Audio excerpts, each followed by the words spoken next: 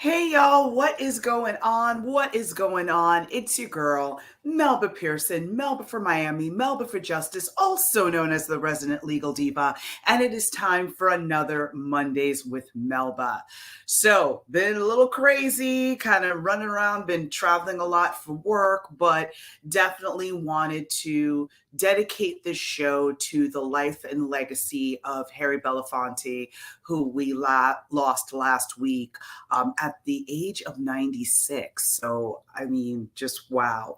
But before I get into that, somebody else passed away last week, and that would be Carolyn Bryant.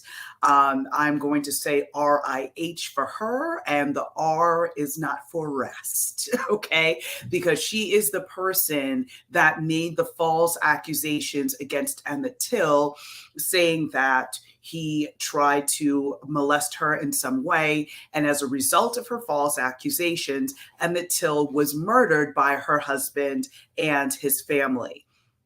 The men stood trial for this murder and were, of course, found not guilty by an all-white jury. Emmett Till was horribly brutalized. His mother actually requested that his funeral be an open casket funeral so that everyone can see the horrors of what racism can do. And basically, she ended up recanting her story, meaning taking it back decades later, but still there was no accountability for the Till family in terms of her being prosecuted for lying, right? Because basically she committed perjury by getting on the stand and lying about what happened. And of course, her lies were the catalyst for this homicide. So the Justice Department at different times tried to reopen the case and see if there was a way to be able to find her accountable, and they were never able to do so. So now she's dead, and unfortunately, that door is now closed for the Till family, the descendants of the Till family, to basically get justice. So RAH to her. Vengeance is mine, saith the Lord. So let's hope that she's having a very hot time right now. Anyway, turning to something a bit more positive, Harry Belafonte. Now, I know a lot of folks are like, okay, I kind of heard that name, but it's really hard sometimes to grasp the entirety of someone's life and their contributions until, unfortunately, they're gone. That's why it's so important to give people their flowers while they're alive, when they are able to take on these accolades and appreciate and understand how much their contributions have improved society and made our world better. So a little bit about Harry Belafonte. He is a singer, he is a civil rights activist, he's an actor, and just a major humanitarian. He was born in 1927 to a Caribbean family. Yes, his family hails from Jamaica, and he was born in Harlem and spent some of his early childhood years in Jamaica. While he came back to the US, he grew up poor, did the best, his family and he did the best that they could. He ended up enlisting and fighting in World War II in the Navy. So he served our country overseas. He came back and, basically wanted to get into showbiz. That was something that he was very talented in and was very interested in. But of course, when you think about the time frame, we're talking, the 40s and 50s, there weren't a lot of opportunities. So he ended up kind of breaking into show business through singing. He ended up, doing some work as a waiter. And of course, that was the way to be able to get himself noticed, get himself into the mix. And then he was able to perform with a number of acts.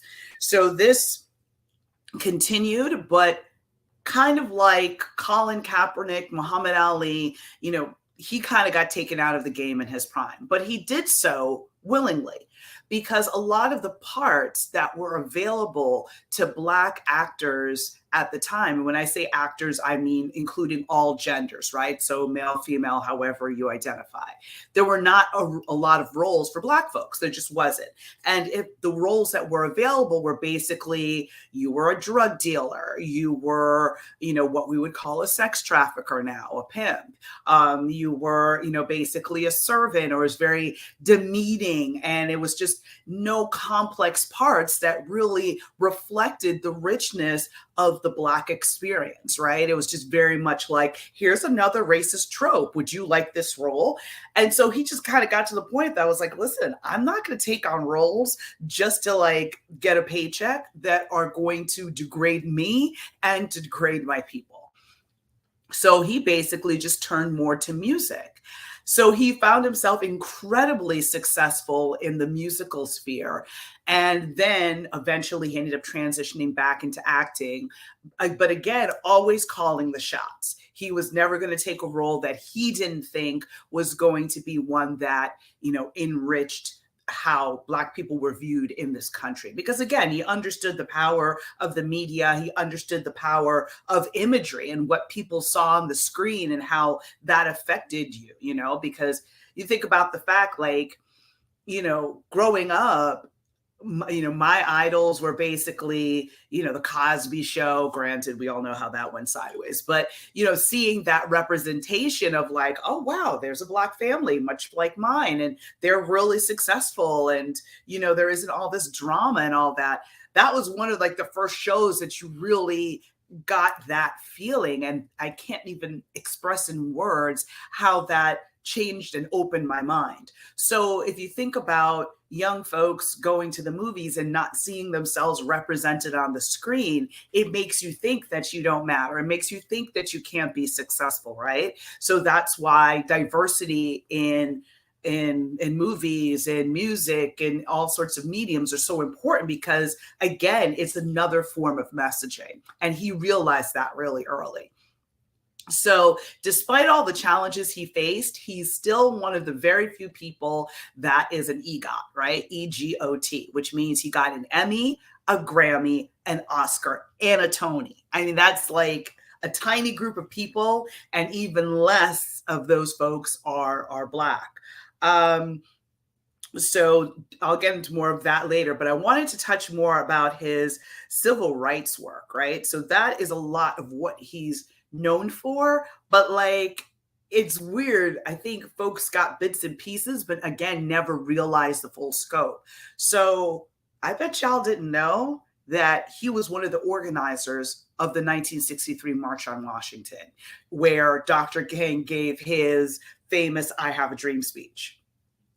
Like, I didn't realize that, right? So he was one of the organizers. He was really all about the civil rights movement, and he put his money where his mouth was, because at that time, again, he was making a lot of money through music, through, songs like Deo, Shake Senora, which actually got a new life in the movie Beetlejuice in the 80s, and then got sampled in the 2000s on a song with Little John, Pitbull, and Sean Paul. So, I mean, he stayed making money all the way to the end. Let's be very clear. He was getting those royalties. But as a result of being so popular musically, even though he wasn't acting, he still was able to raise a lot of money and make a lot of money. And in doing so, he raised money for the civil rights movement. So in 1963, he helped organize the March on Washington, and a really hair-raising story that I didn't realize until reading and researching in preparation for the show.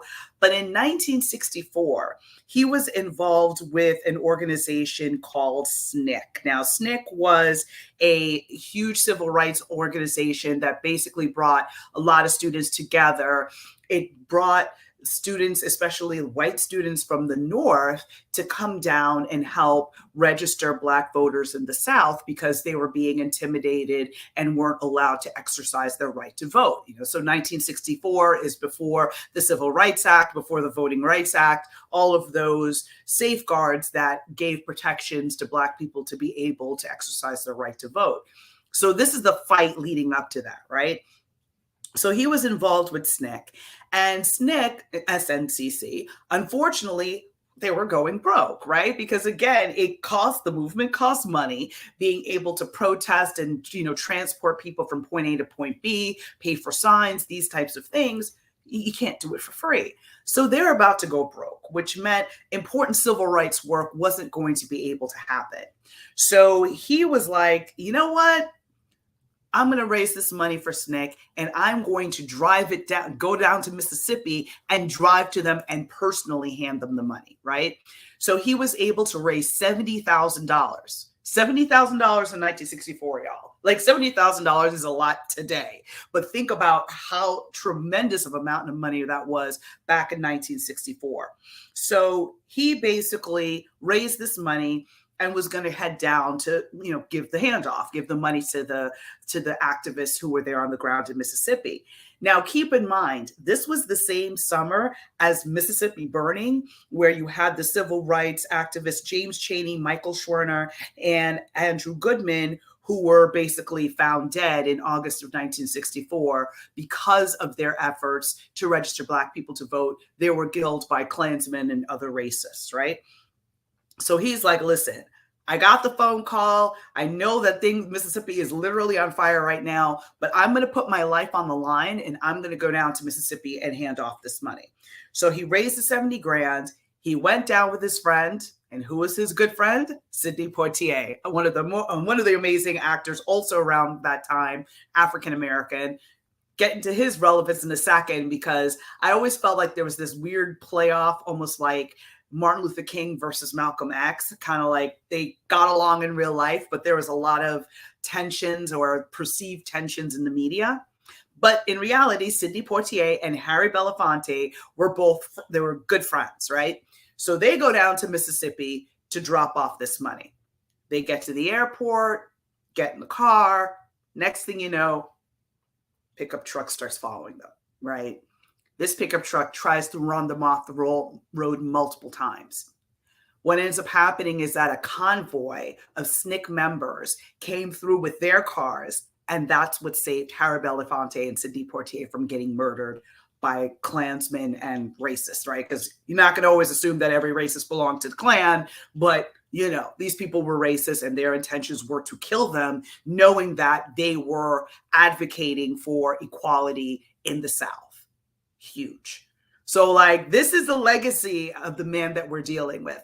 Again, there was the music, there was the movies, but at his core, he was a civil rights activist and he made no bones about it. So fast forwarding to 1985, right? I mean, he did a ton in between. Let's not get that twisted, but it just kind of hitting some of the highlights. In 1985, he was one of the organizers of We Are the World. So folks may remember the song that came out in 1985, We Are the World, that brought together a number of different artists, including Lionel Richie, Michael Jackson, so many other artists at the time that were really huge for the purposes of raising money for the people that were affected by the famine in Ethiopia.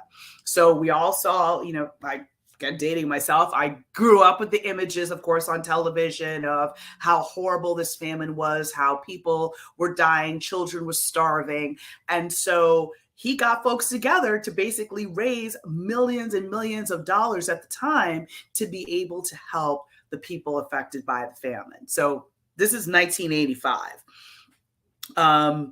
As I mentioned before, he was a huge civil rights activist. He said in a 2007 interview with The Guardian that when he met Dr. Martin Luther King Jr., it was a life-changing moment. Okay, hello, how could it not be? Okay, he was like, the minute I met him, I was all in and did everything that I could to help support the movement. And he viewed himself that is, his role was to live a life of servitude, right? So no matter how much money he made, it was all about being in service to the people. He said in 2012, my insatiable appetite for social change keeps me in a sleepless state. I mean, hello, how huge, right?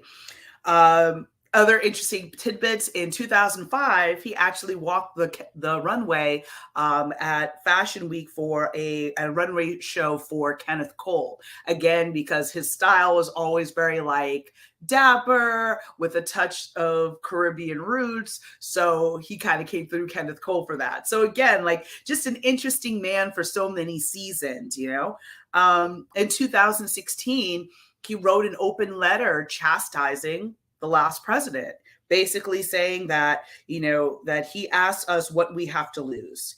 He says, and we must answer only the dream, only everything.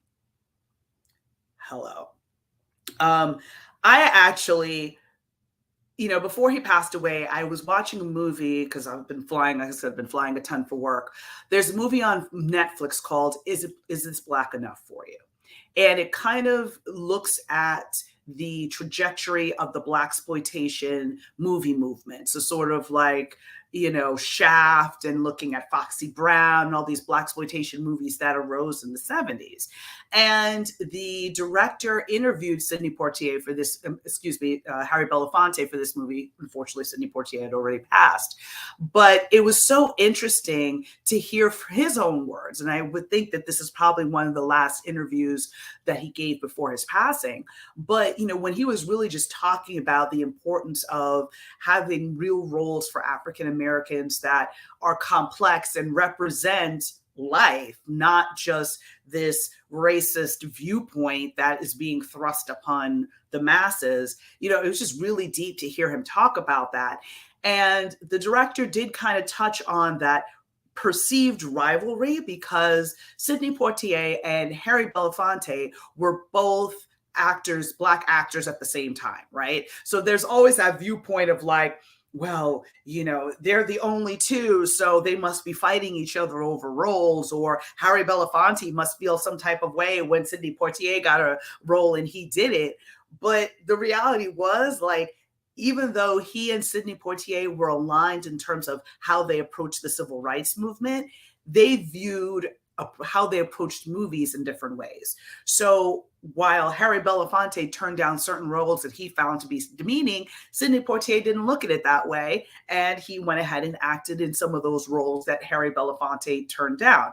Again, it's complex, but they were friends. They made it work. And again, I guess it's sort of a nod to that. We think about the cancel culture and just sort of like, for instance, how folks felt really upset when Rihanna did the halftime show for the Super Bowl, because back when Colin Kaepernick was basically blackballed for taking a knee, exercising his right to free speech at the sidelines of games, and has not been able to be part of the NFL since, right? Like, once he got cut by the 49ers, he never found another team.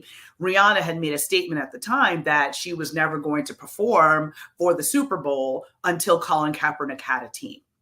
And then she then goes and performs and does this halftime show, this past Super Bowl. So there was that whole debate of like, should we cancel her, et cetera, et cetera.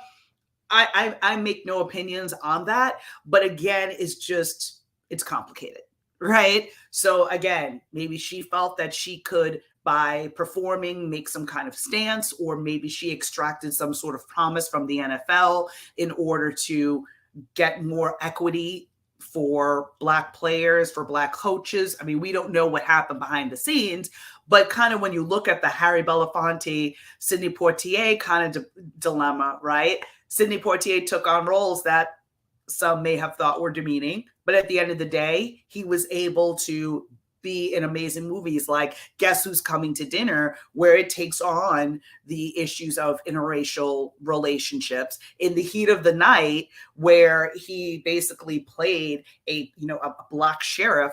So it was all a matter of trade-offs, right? So it was just very interesting to watch both of their paths and their ability to be friends and contribute in their varying ways. So a couple final quotes before wrapping up. I was reading a tribute by Charles Blow, who writes frequently for the New York Times.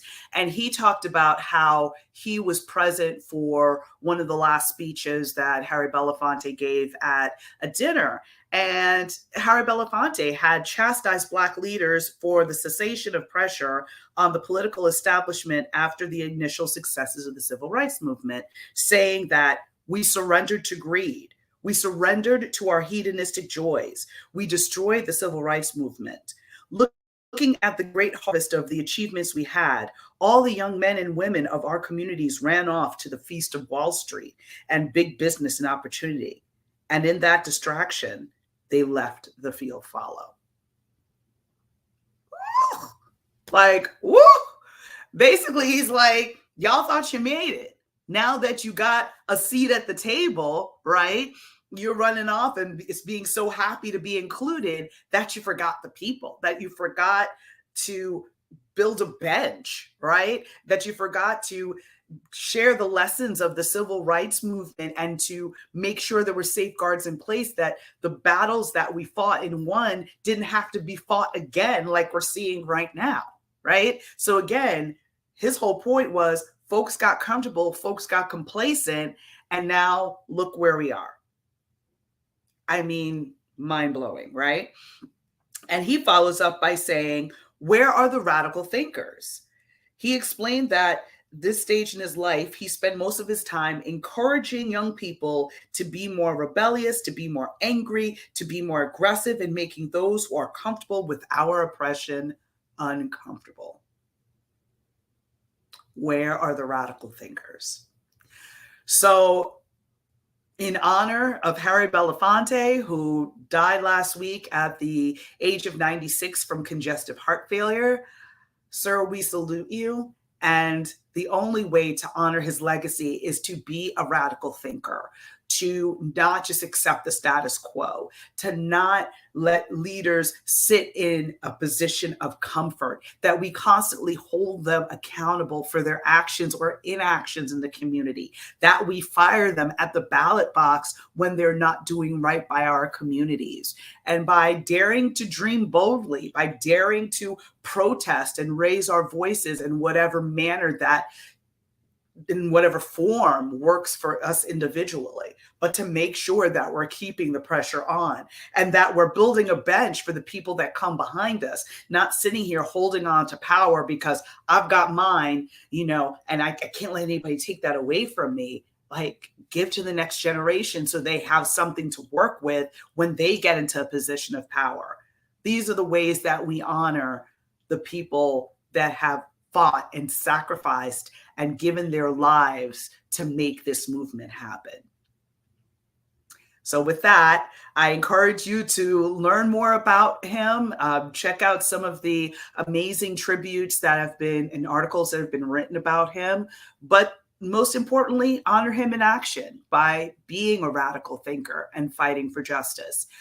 This week, I'm proud to be part of the Freedom to Learn initiative, which is going to happen this Wednesday, May 3rd, around the country, where we're going to be having rallies of reading banned books. I'm going to be reading excerpts from a banned book here in Florida, The Anti-Racist Baby, that some of you may be familiar with from the confirmation hearings of Supreme Court Justice Ketanji Brown Jackson, because Senator Cruz, held it up and was like, using this as his moment rather than actually interviewing her for the job that she was there for. But it's very interesting that people demonize something that they've never even read, even though it's very short. It is a children's book. But anyway, hope that you can join me. It will be on all of my socials. So it's going to be live Wednesday, 6 p.m. Eastern Standard Time. And it will be on Facebook, LinkedIn, YouTube. Probably going to get it up to TikTok as well and on Instagram. So y'all, a lot going on. So stay engaged, stay woke, and definitely like, comment, and share. Take good care. Bye.